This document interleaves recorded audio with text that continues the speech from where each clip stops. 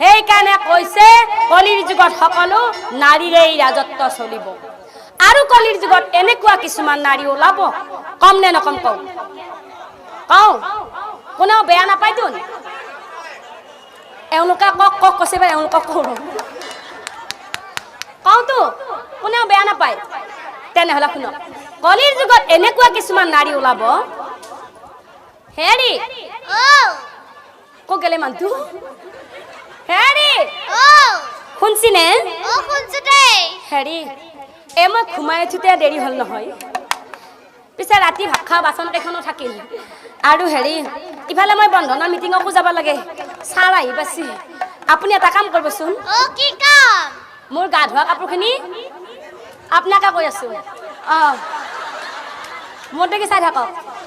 মোৰ গা ধোৱা কাপোৰখিনি আপুনি ধুই থব দে মই পিছে মিটিঙলৈ যাওঁ মই আহিলো পিছে শুনচোন আৰু এটা কথা পাহৰিলো নহয় হেৰি মই মিটিঙৰ পৰা বাহিৰতো মাহঁতৰ ঘৰত যাবও পাৰো আজি মাহঁতৰ ঘৰত 2 যোৰা নাম মাতছি দুপৰীয়া 2টামান বজাত হ'ব আৰু নাম চাই যদি গধূলি ঘূৰি আহোঁতে দেৰি হোৱা পায় আপুনি আৰু এটা কাম কৰি থবচোন কি কাম মানে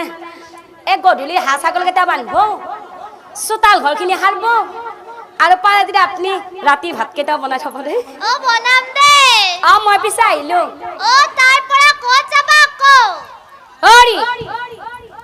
তাৰ পৰা ক'ত যাব আপুনি ইমান প্ৰশ্ন মোক কিয় কৰি আছে হা আপোনাক মই যিখিনি কামৰ কথা কৈছো সেইখিনি কাম আপুনি কৰি থব আৰু যদি নকৰে নহয়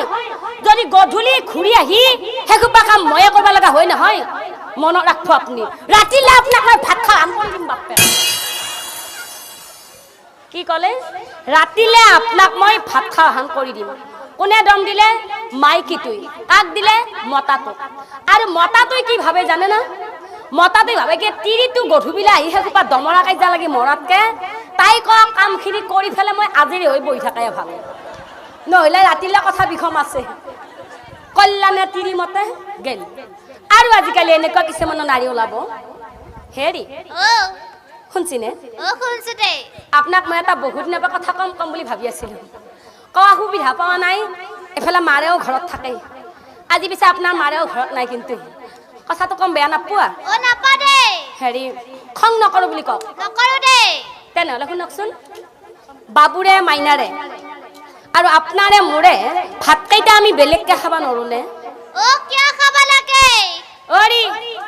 কিয় খাব লাগে বুলি প্ৰশ্ন নকৰবচোন একেবাৰে আপোনাৰ মাৰেতো ধৰি মোৰ শান্তি নাই ৰাতিপুৱা দুৱাৰো মেলাং মুখো মেলাং চাই থাকিব নালাগে মই কিন্তু আপোনাৰ মাৰে লগত এনেকৈ ভাত খাই থাকিব নোৱাৰো ভাতকেইটা বেলেগকে খাব নাখায় কওক আৰু যদি নাখায় নহয় ভাতকেইটা যদি বেলেগকে নাখায়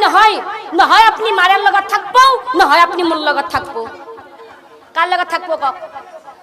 কাৰ লগত থাকব হাইবা নালাগে আপোনাক আকৌ ভালকে কওক কাৰ লগত থাকব মাৰাৰ লগত থাকব নে মোৰ লগত থাকব হা মোৰ লগত আইও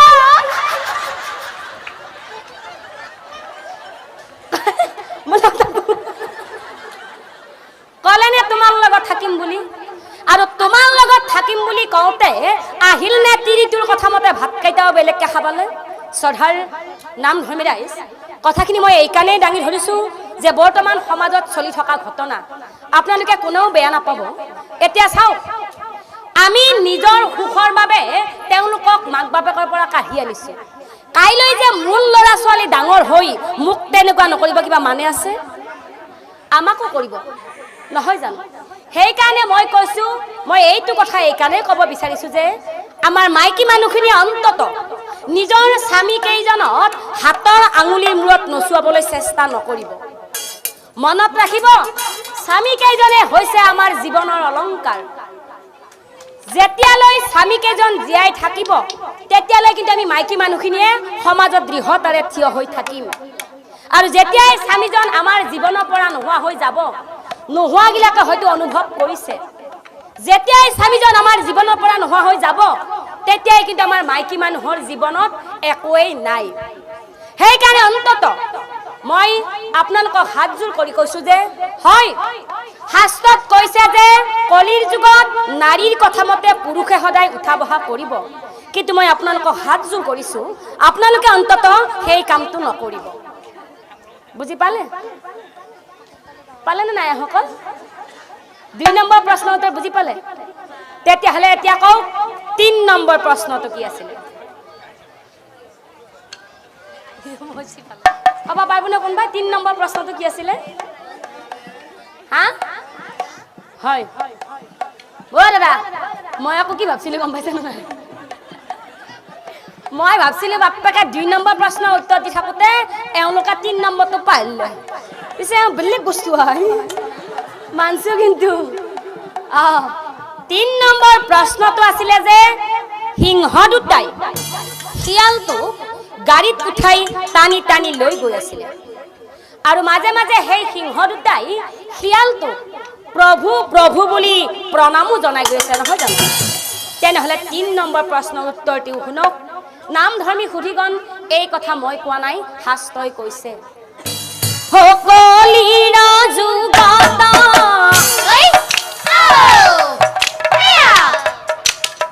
কিছুমান হিয়াল ধূৰ্ত নৰগন্ধে হাত মহান মনত কপট শুনা তুমি তাৰ বিৱৰণ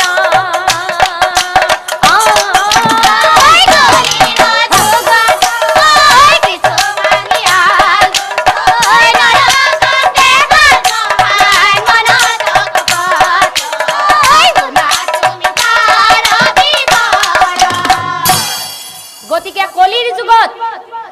এনেকুৱা কিছুমান মানুহ ওলাব যে গাখীৰ বেছি মদ খোৱা মানুহ ওলাব ৰাইট নে হয় পিছে দাদা আপুনি পুৰা ফিটিঙত আহিছে দেখোন সঁচা কথা না আপুনি যে এইটো ক'ত ধৰি আছে বা মানুহ ফুলি আছে আই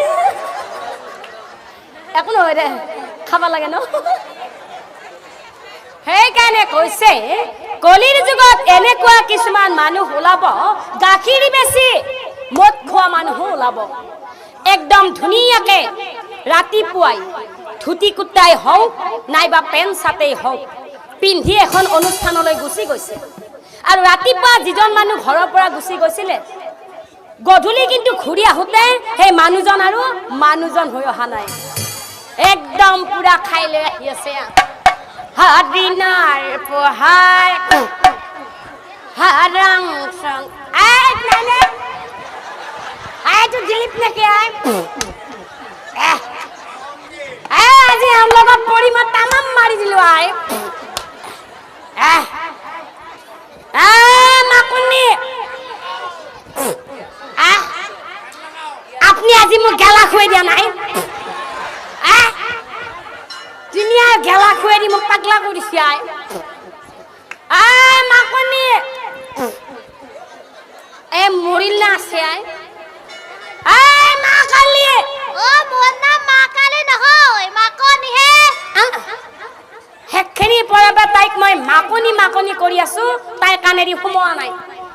যেই নেকি মা কালী বুলি কলো তাই কানত ফুচুককে সোমাইছে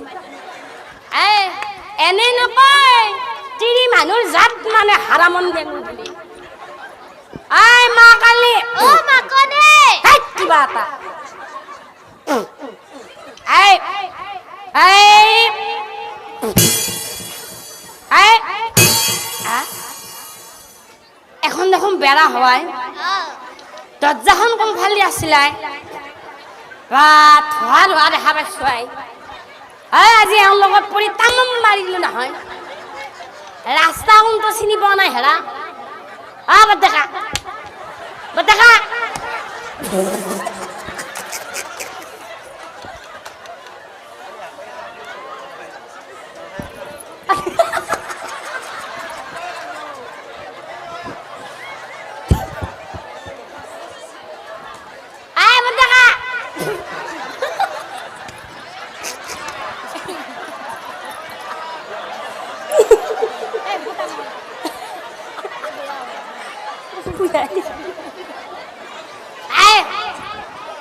আমাৰ ঘৰত দৰ্জা সংগম ভালি আছিল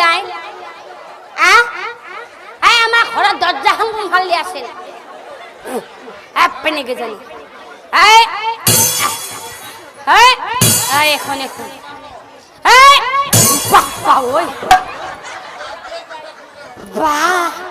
আজি দৰ্জাই মোক চিটকাই দিব পৰা হৈছে তাৰমানে আজি দৰ্জাখনৰ তলৰ ওপৰত হুকডাল মাৰি লৈছে মা কালি কিবা তই তাত তলৰ ওপৰত দৰ্জাখনৰ হুকডাল কিয় মাৰি লৈছ তোক এখিনি বৰতে ভাত বনাবা কিহে পালে তোৰ বাপেৰে দিয়া হৰিটোত 8:40 হৈছে এই যৌতুকত আমাক হৰিটোতে ইমান বাহাদুৰি এই যদি এখন লৈ আহিল হয় মোক দেখোন দিলি থলা হয় মা কালি কিবা এটা তই তাত দৰ্জা খুলবি না নখল কিয়া হে মোক কলে গেছিলো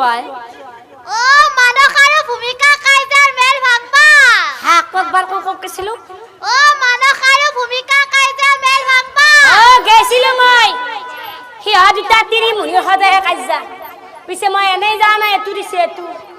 এটো নাদিলি মই কতো নাযাওঁ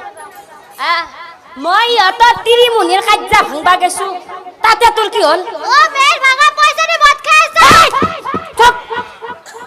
চব বুলি কৈছো মই মেল ভাঙা পইচা এৰি মদ খাওঁ তামোল বেচা পইচা এৰি ভাং খাওঁ কল বেচা পইচা এৰি চাৰা খাওঁ বিড়ি খাওঁ 10 মাত মোক তৰকাৰী খাইছো তোৰ বাপেৰে হৰপে দিয়া তৰকাৰী খোৱা নাই এই দেখো মোক লাজে মজাতে ধৰি কথা কৈ এই দেখো মোক মুনি বুলি অকমানো জ্ঞান নকৰে এই কাজি 100 দিবাই লাগব এনেও কৈছি মই ভাইহঁতক কৈছো তিৰিক জাৰি ভালে ৰাখবা খুদছা মাহেকে পখেকে দিবা কিল তেহে পাবা তিৰি মিল দাদা আজি ঘৰত যাবি আৰু 100 মাৰি দিবি পুৰা দিবি আজি মইকো 100 দিম তই দৰ্জা খুলবি না নখল তোৰ এমান পাৱাৰ দৰ্জা নখল তই মাৰে ঘৰত যা তই মাৰে ঘৰকো নাযা দৰ্জা খুলি দি এই তিৰিগিলাকৰ এমান পাৱাৰ দৰ্জাও নখলাই মাকৰ ঘৰকো নাযায় নখল তই গল কাটি পেলাম বুলি কৈছো দৰ্জা খুলি দি ভালে নখল তোৰ কাজি মই দৰ্জা খুলবি না নখল তোৰ কাজি মই দৰ্জাকে ভাঙি পেলালে বাপ এতিয়া চাওক সেইকাৰণে কৈছে যে কলিৰ যুগত এনেকুৱা কিছুমান মানুহ ওলাব লোকক দেখাই মহান বুলাই নীতি শিক্ষা দিয়ে কিন্তু তাৰ মনত সদায় কুচিন্তা থকা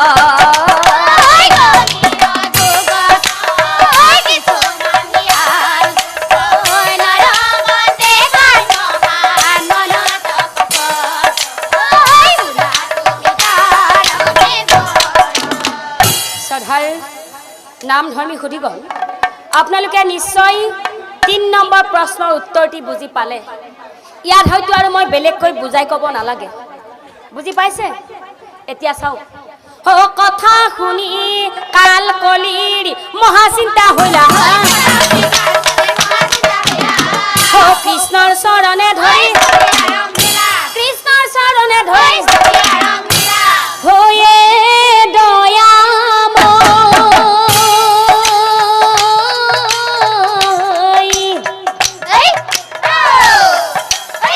দয়াৰ সাগৰ প্ৰভু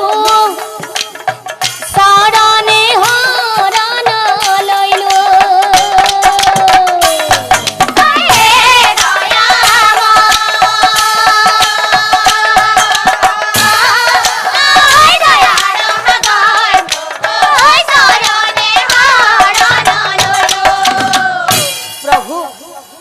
গম পাই গলো যে তুমি মনুষ্য নহয় কিয়নো প্ৰভু সাধাৰণ মনুষ্যই